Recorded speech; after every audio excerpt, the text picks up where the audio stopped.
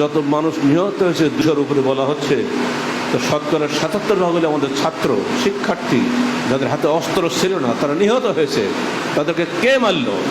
আসমান থেকে ফেরেশতা এসে মেরেছে? মারলে দেশের পুলিশ, দেশের আর্মি, এরাই মেরেছে। অথচ তাদেরকে বানানো হয়েছে বিডিআর, তারা যা সীমান্তে লাশ কুড়ানোর জন্য একটা গুলি পাল্টা মারতে পারে না। প্রতিদিন সীমান্ত বাংলাদেশে হত্যা করা হচ্ছে, তাদের বিরুদ্ধে একটা গুলি করার ক্ষমতা তাদের নেই। সে যা লাশ কুড়ানো, মেউ মেউ করে দেওয়া, লাশটা দেওয়া, লাশটা দেওয়া। ফেলানির লাশ পড়ে থাকলেও সে কাঁটাতারের বেড়ার উপরে সারা দুনিয়া দেখলো, অথচ তার কোনো বিচার হয় নাই। এই আধিপত্যবাদী শক্তির লোকেরাই এখানে সব কাজ করছে, অথবা আমাদের সরকার এগুলি করছে নিজে। আর এই জন্য আমি ধন্যবাদ দিই আমারই মধ্যে একজন অধ্যাপক, জাহাঙ্গীরনগর বিশ্ববিদ্যালয়ের মহিলা অধ্যাপিকা নাহার সুলতানাকে, যে তিনি তার নিজের রুম থেকে প্রধানমন্ত্রীর ছবি নামিয়ে দিয়েছেন। তিনি পরিষ্কার বলেছেন এই সমস্ত হত্যাকাণ্ডের জন্য দায়ী হলো এই খুনি প্রধানমন্ত্রী। অস্বীকার করলে হবে না, মিথ্যা বলবেন না, মিথ্যা বলা পরিত্যাগ করেন, সবার আগে সত্যবাদী হন। একটু আগে আয়াতটা বললাম, কুলু কওলান সাদীদা ইসলাহ লাকুম আমালাকুম, তোমরা সত্য কথা বলো, তাহলে সমস্ত জিনিস আল্লাহ পাক সংশোধন করে দিবেন। মিথ্যা বললে আরো বেশি পাপী হবে। একটা মিথ্যা বলার পাপ, একটা ছাত্র হত্যা করার পাপ। নিরীহ নির্দোষ ছাত্ররা গেছিল একটা কোটা সংস্কার আন্দোলনের জন্য। কি সে কোটা? মুক্তিযোদ্ধার নামে 56% কোটাতেই ছাত্র ভর্তি হতে, আগে কোটাতেই 56% কোটা নির্দিষ্ট ছিল। আর এই প্রাইমারি স্কুল একেবারে সহজ, এইখানে 96% হলো কোটা, আর মাত্র অল্প ক্ষুদ্রাংশ থাকে, সেখানে যাবে মেধার ভিত্তিতে। তাহলে এদেশের ছাত্ররা কি জন্য লেখাপড়া করবে, কি জন্য বিসিএস করবে, যে তাদের যদি কোনো সুযোগই না থাকে? এই সত্য দাবি নিয়ে তারা এগিয়ে গেছিল, একটা মাত্র দাবি নিয়ে। সেইখানে গুলি করার পরে এখন 9টা দাবিতে পরিণত হয়েছে। যত গুলি করবে তত দাবি বাড়বে। কিন্তু চিরদিনের জন্য বাংলার ইতিহাসে এই প্রধানমন্ত্রী চিহ্নিত হয়ে থাকবে একজন মিথ্যাবাদী খুনি হিসাবে। সাবধান, এগিয়ে যাওয়ার চেষ্টা করো না। আমাকে মারবে, এসো, আমি একজন বিশ্ববিদ্যালয়ের প্রফেসর। অত সহজে আমাদের জীবন চলে গেছে, আমরা মরবো। 77 বছর বয়স চলতে আর বাঁচার দরকার নেই, কিন্তু মিথ্যার সঙ্গে আপোষ করতে রাজি নই। কি শুরু হয়েছে এখানে? কিসের বাংলাদেশ এটা? কিসের স্বাধীন দেশ? এটা একটা মিথ্যা দেশ। মুখে বলা হয় 30 লক্ষ মানুষের রক্ত বিনিময়ে দেশ স্বাধীন হয়েছে, আরো কয় লক্ষ চাও তোমরা?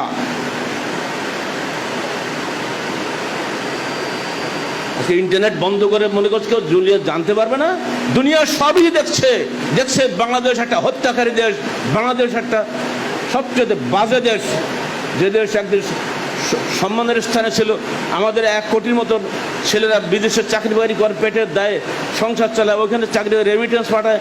বিগত 10 দিনে সবচেয়ে কম রেমিটেন্স এসেছে এই মাসে, জুলাই মাসে, মাত্র $138 কোটি। তাদের বাচ্চা কাচ্চা না খেয়ে মরতেছে। আজকে যে মায়ের বুক খালি হয়েছে, যে বাপের বুক খালি হয়েছে, সে জানে মৃত্যুর ব্যথা কি। উনি নাটক করছেন, আমিও স্বজন হারার ব্যথা বুঝি, আমি সবাইকে হারিয়েছি। জি না, তুমি কিছুই হারাও নেই। 75 সালে আগস্টে হারিয়েছ, এখনো কান্নাকাটি। 3 দিনে বসে শোক করা নিষিদ্ধ, এখনো কোনো শোকের মাস? শোকের মাস কিসের শোকের মাস? শোকের মাস, শোকের মাস সম্পূর্ণ বেদাতি অনুষ্ঠান। শোক চলে 3 দিন, তারপরে না। আর এখন তারা বলছে এদের জন্য তুমি শোক করো। যদি লজ্জা শরম থাকে, পুরনো শোক বাদ দাও। দুনিয়া ধ্বংস হয়ে যাচ্ছে, এরপরও বলা হচ্ছে আমরা কিছুই না, সব সন্ত্রাসীরা মেরেছে। কে সে সন্ত্রাসী? চিহ্নিত করো তাদেরকে। সেই সন্ত্রাসীদের মধ্যে এখনো কথা আছে যে হিন্দি ভাষাও নাকি শোনা যাচ্ছে। হিন্দি ভাষায় কি বাংলাদেশে কথা বলে? কারা সেই হিন্দিওয়ালারা?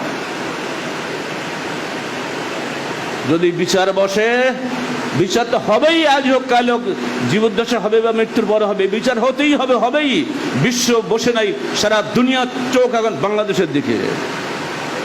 তুমি হয়তো মনে করেছো ইউটিউব বন্ধ করে দেবো, আর এসে আবল তো কিছু নাম তোমার বলে ইন্টারনেট বন্ধ করে দেবো। দুনিয়ার বহু ইন্টারনেট আছে, তারা সবই দেখতে পাচ্ছে। অত আর মিথ্যা নয়, সত্যের কাছে মাথা নত করো। হাসপাতালে গিয়ে মিথ্যা রুগী দেখার জন্য ঢং করতে যেও না। চেষ্টা করো ওই আবু সাহেবকে ফিরিয়ে পারবে, আবু সাইদের রক্ত বিধা দিতে পারবে? পুলিশ রিপোর্ট দিয়েছে সন্ত্রাসে তাকে গুলি করে মেরেছে। তার জন্য একটা ছেলেকে আটকে রাখছে, 12 দিন পরে আসতে ছেড়েছে। কেন? কোন ছেলে গুলি করেছে? পরিষ্কার দেখা যায় পুলিশ গুলি করেছে, দাঁড়িয়ে পুলিশ, দিক ওই পুলিশের, দিক ওই পুলিশের, দিক ওই পুলিশের, ওকে আগে হত্যা করো। কোরআনে হুকুম বলে হত্যার বদলে হত্যা, যে পুলিশ ওই ওকেই আগে হত্যা করো, তাহলে বলতো তুমি সত্যবাদী। আর বাঁচানোর জন্য বলছে পুলিশকে বাঁচাতে হবে, পুলিশের জোরেই তোমরা ঠিকই আছে, পুলিশকে বাঁচাতে হবে বলছে সন্ত্রাসীরা হত্যা করেছে। এত সস্তা বললেই হবে? তোমার রিপোর্টের 3 পয়সা মূল্য দেয় না দেশের মানুষ, পুলিশ রিপোর্টের কোনো মূল্য দেশের মানুষ দেয় না। যে পুলিশ আমাকে হত্যাকারী বানাতে পারে, যে পুলিশ আমার নামে 10টা মিথ্যা মামলা দিতে পারে, সে পুলিশকে থই তোয়াক্কা করি আমরা। জনগণের পয়সা দিয়ে যে পুলিশ পোষা হয়, বিডিআর পোষা হয়, আর্মি পোষা হয়, এদের প্রতি মানুষের সামান্যতম আর সম্মান মর্যাদা এখন আর নাই। আল্লাহ পাক আমাদের দেশকে তিনি তার নিজের রহমতের কারণে দেশ বাঁচাবেন। আল্লাহর রহমতের দেশটা ঠিকই আছে, তোমার চেষ্টায় নয়। মনে রেখে ভালো করে আল্লাহ পাক বলছে, মা লাকুম লা তুকাতিলুনা ফি সাবিলিল্লাহ আল মুস্তাদআফিনা মিনার রিজালি ওয়ান নিসাই ওয়াল বিলদানি আল্লাযিনা ইয়াকুলুনা রব্বানা আতিনা মিন লাদুন্না ওয়ালিয়্যা ওয়াজআল লানা মিন লাদুনকা নাসীরা। আল্লাহ বলছেন, হয়তো এখন আর শুনতে পাচ্ছি না, কোরআনে বলে দিয়েছে মানুষের হলো কি, সূরা নিসা 75 আয়াত, মানুষের হলো কি, তোমরা কেন যুদ্ধে বেরিয়ে যাচ্ছ না, কেন লড়াই করছো না? অথচ আল মুস্তাদআফিনা মিনার রিজাল, পুরুষ নারী দুর্বল শ্রেণী তারা কান্নাকাটি করছে আমার কাছে, আল্লাহ ওয়াজআল লানা মিন লাদুনকা ওয়ালিয়্যা, আল্লাহ তোমার পক্ষ থেকে তুমি নেতা পাঠিয়ে দাও, ওয়াজআল লানা মিন লাদুনকা নাসীরা, তোমার পক্ষ থেকে আমাদের সাহায্যকারী পাঠিয়ে দাও। আমরাও দোয়া করছি প্রাণ ভরে, হে আল্লাহ এই নেতা হটাও, নতুন নেতা পাঠিয়ে দাও। যে নেতা মানুষের জন্য কল্যাণ আনে, যে নেতা দেশের ইসলামের কল্যাণ বয়ে আনে, ওই নেতা পাঠাও, জালিম নেতা হটাও। আল্লাহ হটাবে, তোমার কিছু বলা লাগবে না। কোন ভাবে তুমি হটবে তুমি জানো না এখন পর্যন্ত। বাইডেন বুশ বাড়াবাড়ি করছিল, যেদিন সে অস্ত্রের চালান পাঠালো, অনুমোদন দিল হামাসকে হত্যা করার জন্য, তার পরদিন তার করোনায় ধরলো। কথা বলতে পারে কেন? কি হলো? কি বাইডেন গিরি নমরুদ গেছে, ও এটা বলার পরে বাইডেন বললো না না এই ঠিক নেতানিয়াহুকে ডাকো, এই যুগের হালাকু খাতে নেতানিয়াহু, ওকে ডাকো, ওকে বলে দিল বাবা তুই চুক্তিতে রাজি হয়ে যা, আর আমি তো মরেই যাচ্ছিলাম, বাঁচিয়ে দিয়েছে ঈশ্বর, এখন তুই তো ঠিকঠাক হ। ওই রকম করোনায় ধরবে তোমার এই আবল তো কিছু হয় না আজকাল। কোন দিক দিয়ে আল্লাহ মারবে ঠিক নাই, বেশি বাড়াবাড়ি আল্লাহর সঙ্গে লড়াই করতে যেও না। আল্লাহর সঙ্গে পাল্লা যে করেছে টেকে নাই, নমরুদ বাঁচে নাই, ফেরাউন বাঁচে নাই, ফেরাউনকে আল্লাহ নদীতে ডুবিয়ে মেরেছেন, আল্লাহ নমরুদকে ছোট্ট একটা মশা দিয়ে মেরেছেন। এসব ইতিহাস ভুলে গেলে হবে? অতএব শক্তির বড়াই করো না। যারা ইমান আসাধ্য মিন্না কুওয়াতান বলেছিল আদের কওম, আমাদের চেয়ে শক্তিশালী দুনিয়াতে কে আছে? এই অহংকার করার কারণে আল্লাহ পুরো আদ কমকে ধ্বংস করে দিয়েছেন। এই যে বৃষ্টি হচ্ছে না, 8 দিন বৃষ্টি আর 7 দিন একটানা ঝড় ঝঞ্ঝা বইয়ে পুরো আদ কমকে আল্লাহ ধ্বংস করে দিয়েছেন। পড়ে দেখুন না আমপারা কোন বৃষ্টির রহমতের। এই বৃষ্টি আল্লাহকে বহু জালেম করে ধ্বংস করে দিয়েছে। হাজা আর যে মুমতারনা, সাদের কম সালেহের কম জুলুম করতে করতে একেবারে চূড়ান্ত পর্যায়ে পৌঁছে গেছিল, তখন সে সালেহের কমকে আল্লাহ পাক নবী সালেহ বলেন, সালেহ তোমার বাচ্চা কাচ্চা নিয়ে বেরিয়ে চলে যাও। হঠাৎ মেঘমালা এসে গেল, গরমে 3 দিন একটানা ছটফট করেছে, লোক কোথাও যেতে পারে না। আজকে যেমন ক্যালিফোর্নিয়া হচ্ছে দেখছেন না, আমেরিকায় ক্যালিফোর্নিয়া আগুন জ্বলছে না, আগুনকে করতে আসলো, চারিপাশে নদী, আগুন করতে আসলো। আল্লাহ এগুলো যুগে যুগে দেখিয়ে দিয়েছেন। আগুনে এসে 3 দিন এমন আগুন, ক্যালিফোর্নিয়ার 5000 মানুষকে সরিয়ে দিয়েছে, এসি মাসি সব শেষ, পুরি সব সাফ হয়ে গেছে। তো আল্লাহ পাক সেই আগুনে 3 দিন ধরে ওদেরকে পোড়াইছেন, ছটফট করেছে, কোথাও যাও কোথাও যাও, কোন পাত্তা পায় না। হঠাৎ দেখা গেল মেঘ এসে গেছে, মানুষ দৌড়ি সেই মেঘের তলা চলে গেল। লোকেরা বললো হাজা আর যে মমতারনা, এই যে আসছে মেঘ আমাদেরকে বৃষ্টি বর্ষণ করাবে। এবার সমস্ত জালেমরা ওই মেঘের তলায় হাজির হলো। আর এইবার আল্লাহর পক্ষ থেকে হুকুম হলো, এই মেঘ তুমি আগুনে পরিণত দাও, সবগুলো পুড়িয়ে শেষ করে দাও। একটাও বাঁচেনি, ওই মেঘ আগুন হয়ে গেল, সব ধ্বংস হয়ে গেল। ইতিহাস বলে গেলে হবে? কারাগারে বসে কোনো সাবজেক্ট খুঁজে না পেয়ে নবীদের কাহিনী লিখেছিলাম, কারণ আমার খাতা আর কলম নিয়ে যেত, 1 মাস ধরে দেখতে মৌলবীদের দিয়ে উনি কী লিখলো, আবার পরে বলতে বলতে বলতে বলতে ফিরিয়ে দিত। তাই ভাবলাম নবীদের কাহিনী লিখলে এখন ডিস্টার্ব করবে না, ওর আল্লাহ তাও বাঁচায় নাই, তাও নিয়ে যেত। এই নবীদের কাহিনীর মধ্যে এগুলো সব আছে, পড়ে দেখবেন বই বলতে কীভাবে আল্লাহ বিগত দিনে 6টা জাতিকে ধ্বংস করেছেন। বাংলাদেশ ধ্বংস হবে নেতাদের কারণে, নেতারা ধ্বংস হলে তো দেশ ধ্বংস হয়, সাধারণ মানুষের কিছু হয় না। আল্লাহ নেতাদেরকে উপরে, নেতাদের কারণেই দেশটা ধ্বংস করে দেয় না। অতএব নেতাদের বলছে সাবধান হয়ে যাও। এখন এসে মিছিল করছে আমাদের আহলে হাদিস মেয়র সাহেব, ওরে কত কান্না কাঁদতেছে, কি বলে শোকের মাস শুরু হয়ে গেছে। কিসের আহলে হাদিস তোমরা, লজ্জা করো না? আহলে হাদিস মুখে বলতে লজ্জা নেই?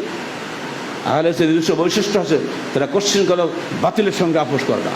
আহলে হাদিস কোরআনের বিরুদ্ধে কোনো কিছু মানে না। দুনিয়া গেলেও তারা কোরআন এবং সহিহ হাদিসকে অগ্রাধিকার দিয়ে থাকে। কোরআনে যা আছে তাই করবো, যা নাই তা ছাড়বো। হাদিসে যা রয়েছে তা মানবো, যা নাই তা ছাড়বো। এই হলো আহলে হাদিস। শুধু রহদান করলে কি আহলে হওয়া যায় নাকি? এত সস্তা না। বাতিলের সঙ্গে 1 মিনিটের জন্য আপোষ করা চলে না। যদি সে নিজেকে আহলে হাদিস বলে তাকে অবশ্যই আপোষহীন হতে হবে, আপোষকামী হওয়া চলবে না। জীবনের প্রতিটি ক্ষেত্রে 1 দিন 5 দিন না, শুধু জুমার সময় না, সব সময়।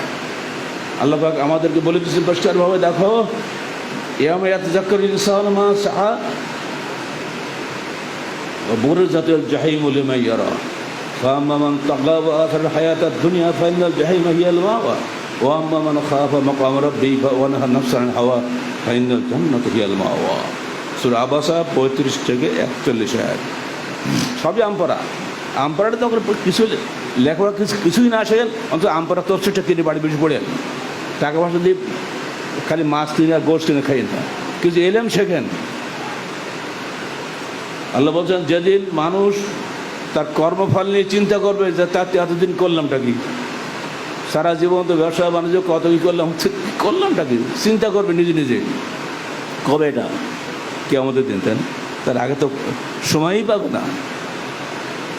বুরিজাতিল জাহিমু লিমান ইয়ারা, এবং জাহান্নামকে সামনে দেখানো, ওই দেখো তোমাকে ওখানে পড়তে হবে, জাহান্নাম সামনে একবারে।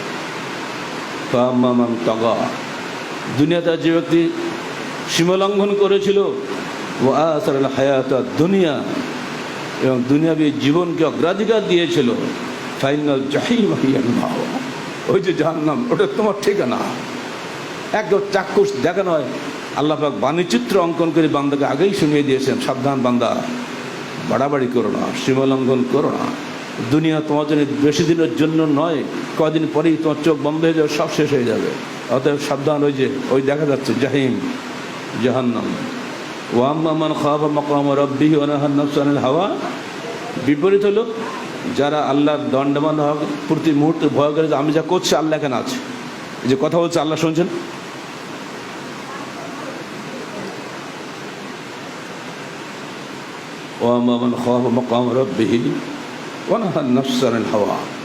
এবং প্রবৃত্তি পূজা থেকে যে নিজেকে বিরত রাখে, যে না মন যা চায় তাই করবো, এ থেকে যে নিজেকে বিরত রাখে, ফাইনাল জান্নাত হিয়াল মাওয়া, জান্নাত তার ঠিকানা হবে।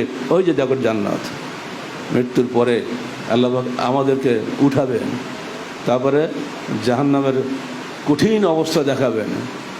তখন ভয়ে অবস্থা খারাপ হয়েছে। আগুনের মিশকাত আযাবিল কবর আছেন প্রথম দিকে, ওখানে হাদিসগুলো পড়বেন। ওই দেখো আগুনের পরে আগুন ঢেউ খেলে যাচ্ছে, ওটাই তোমার ঠিকানা ছিল। এবার জান্নাতের চেহারা দেখাবে। এই দেখো জান্নাতের শুভতার যেমন সে দেখবে, সুন্দর চেহারা। দেখো বান্দা, তুমি দুনিয়াতে সীমালঙ্ঘন করনি, তুমি আল্লাহর বিধান মেনে চলেছিলে, তো ওই লেলিয়ান আগুনের আযাব থেকে আল্লাহ পাক তোমাকে বাঁচিয়ে জান্নাতের জন্য নির্দিষ্ট করেছেন। আল্লাহ পাক যেন আমাদের সবাইকে জান্নাতি হওয়ার তৌফিক দান করেন। কিন্তু জাহান্নাম দেখানো হবে, কিন্তু আমাদেরকে জাহান্নাম দেখানো হবে যে কি কঠিন আযাব থেকে তোমরা বেঁচে গেলে। আজকে একটাই কাজ, দুনিয়াতে সে 2টা বৈশিষ্ট্য অর্জন করে এসেছিল। জাহান্নামীদের 2টি বৈশিষ্ট্য, সীমালঙ্ঘন ও দুনিয়া পূজা। দুনিয়া দুনিয়া দুনিয়া, টাকা ছাড়া সে কোনো কাজই করবে না। এই লক্ষণ যাদের মধ্যে আছে সে বলবে সে জাহান্নামী, টাকা রেখে কবরে যাবে। আর জান্নাতীদের 2টি বৈশিষ্ট্য হলো সর্বাবস্থায় আল্লাহ ভীতি, নফসের পূজা হতে বিরত থাকা। প্রতিটি কাজে সে আল্লাহকে ভয় করে। তাই তো এইটাকে হাদিসে আছে, এটা কি জায়েজ না নাজায়েজ, এটা হারাম না হালাল, এই যে যাচাই বাছাই করা কি জন্য করে? শুধু জান্নাতের কারণে তো করে, আল্লাহর ভয়। ও আম্মা মান খাফা রাব্বিহি জান্নাতান, সূরা রহমান আছে। একটা জান্নাত আল্লাহ, যে ব্যক্তি প্রতি মুহূর্তে আল্লাহকে ভয় করে তার জন্য 2টা জান্নাত হবে। বলে আলহামদুলিল্লাহ, আর 2টা দরকার নেই, আল্লাহ একটা দাও। জান্নাতে 2টা বৈশিষ্ট্য কি? আল্লাহ ভীতি 1 নম্বর, 2 নম্বর নফসের পূজা হতে বিরত থাকা, মন যা চায় তাই করবো এটা নয়। মন তো শয়তান, শয়তান তো প্রতি মুহূর্তে আপনার খারাপ দিকে নিয়ে যাবে। একটু ভেজাল দিলে দাম এত বেশি পাবো, মাছের ওজনে একটু যদি পানি বেশি করে দিতে পারি, ওরে বাবা চকচকে দেখা যাবে, দাম বেশি পেয়ে যাবো।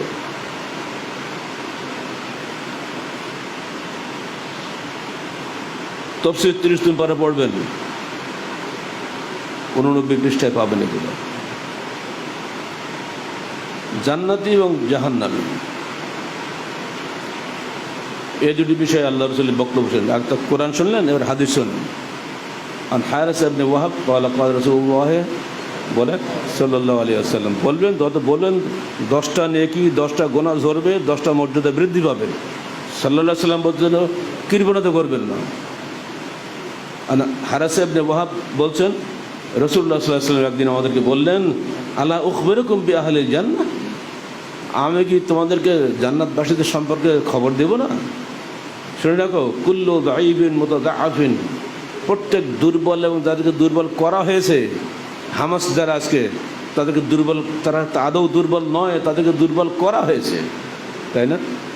প্রতিদিন বোমা মারছে, সমানে মানুষ মরছে, এর মধ্যে দেখা যাচ্ছে মহিলারা কোরআন পড়ছে। আহা, কল্পনা করা যায়? বাচ্চা কোলে রক্ত ঝরছে, বাবা যাচ্ছে লাশের কবর দিতে, হঠাৎ বোমা পড়ল, বাবা এবং সন্তান দুজনেই কবরে চলে গেল। কিন্তু কোরআন ছাড়ছে না মহিলারা, কোরআন পড়ছে। কোরআনই একমাত্র সন্তান। আল্লাহ বলছেন ভয় নাই, ভয় নাই, তোমরা শহীদ হয়ে যাচ্ছ, যদি মরো জান্নাত, আজ বেঁচে থাকো তোমরা গাজী। তাদের নেতা ইসমাইল হানিয়াকে মেরে দিল, তার ইতিপূর্বে তার 3টা মেয়েকে হত্যা করেছে। আমি ভাবছিলাম বোধহয় ছেলে বলে কিছু নাই, আলহামদুলিল্লাহ তার একটা বীর সন্তান বেঁচে আছে। এখন ছেলে বলেছে বাপের রক্তের প্রতিশোধ আমি নেব, কারো দরকার নাই। আবার যুদ্ধ শুরু হয়ে গেল নতুন করে, কিসের কোথায় যাও আল্লাহ জানে। নতুন জিহাদের পটভূমি